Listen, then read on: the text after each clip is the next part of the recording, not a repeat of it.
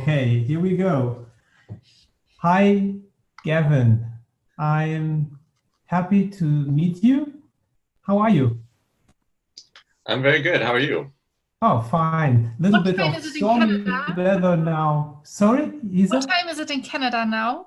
It's Yes. 9 a.m. here, so 9 good a.m. morning. Okay, that's We are not okay. in the middle of the night. Yeah, so I first will introduce you to our listeners, and I think we're now good in our time. So let's start. We will Let's start. perhaps use some time for more questions than usual. So I wanted to introduce you to the listeners. You are Gavin Duffus. It's right, Duffus? Correct, yes. Okay. You are the Economic Development Manager at the Downtown Vancouver Business Improvement Association. Gavin fosters synergistic commercial opportunities through outreach and networking. Trained as an urban planner, he collaborates with stakeholders and policymakers to improve civic regulations. Gavin managed the Downtown Vancouver BIA's Policy Advisory Council initiatives with an aim to make Vancouver more affordable, accessible, efficient, and sustainable. Gavin received his Master of Planning degree from Ryerson University and his BA in Geography from the University of Victoria. So, are you ready to start? I am, and I can Yeah. just share my screen, and then I have some slides to go through. So should I go ahead and do that now? All right. Okay. Okay. Hopefully you can all see that. Same problem like, okay, perfect. Is it working? Okay. Yes, perfectly.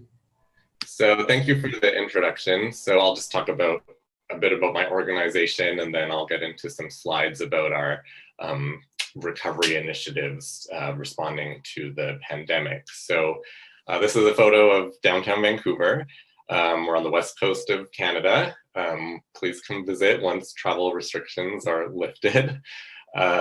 So our organization represents businesses in 90 blocks of downtown Vancouver. So in the photo there where you see the tall office buildings, that is our district. We also have commercial and dining zones within there, and arts and cultural facilities. So a typical downtown.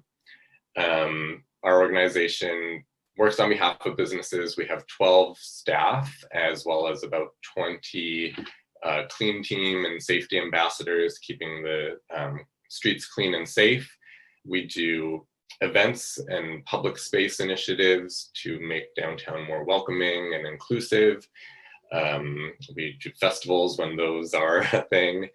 And we also do policy advocacy on behalf of our businesses and work closely with city planners to kind of plan and develop an inclusive city. And that's my role. I'm the Economic Development Manager at the BIA. So now I'll just get into how we responded to the pandemic. Slides aren't changing here. There we go.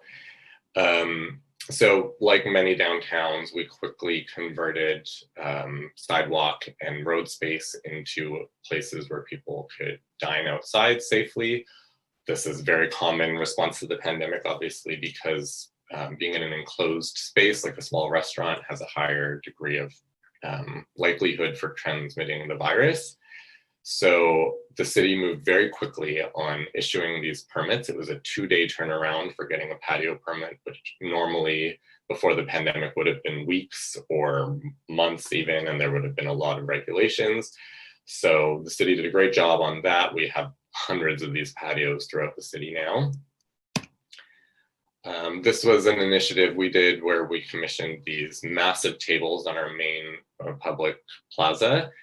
The idea being people could get takeout or go with their friends if they live in a small apartment. It's a place to go and socialize safely that has low risk of transmitting the virus. We also have hand sanitizing stations at all these tables now. And another initiative at this location is we're trying out public consumption of alcohol, which for Canada is not a thing. I know in Europe that's common. You have much more relaxed regulations around alcohol consumption, which I think is the way to be, but we are just testing it out at this location. And again, the idea being if people are going to be drinking, but they're not allowed to do it outside, they're more likely to go inside with friends, and that's more likelihood to spread the virus. So we just want to get people outside doing what they're going to be doing. So far, it's been great. It's been a couple weeks and no major issues with people being too drunk. So hopefully this will be expanded to other areas in the city. Again, converting a road space into a place to sit and have a meal, and we commissioned a local artist to paint it. Now, this one is a campaign called Open with Care.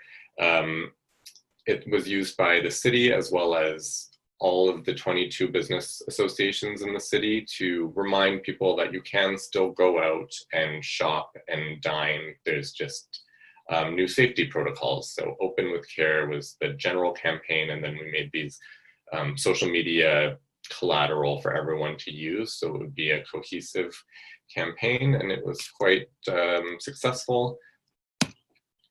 Again, along the same idea for campaign, we did a Summer in the City contest to remind people that there are great hotels, there's great shopping and dining in the city that still exists, that's still open, and we want to get people excited about being in the city in the summer when they would usually go travel. We're all here, so let's have a staycation.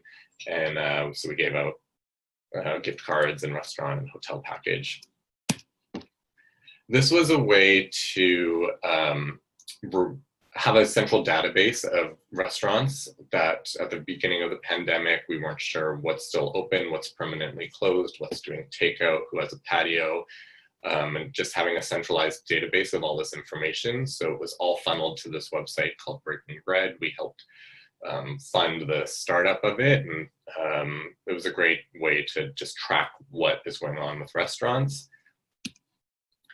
Similarly, not all restaurants were able to sell gift cards at the start of the pandemic. So this website was set up so that if they didn't have the technology, they could still sell gift cards. All they had to do was put in their information, the restaurant name, and that's it. The website takes care of everything else. And it's a way to get cash flow when everything suddenly stopped and people weren't buying anything. This was a way to remind people, give a gift of a gift card at a restaurant.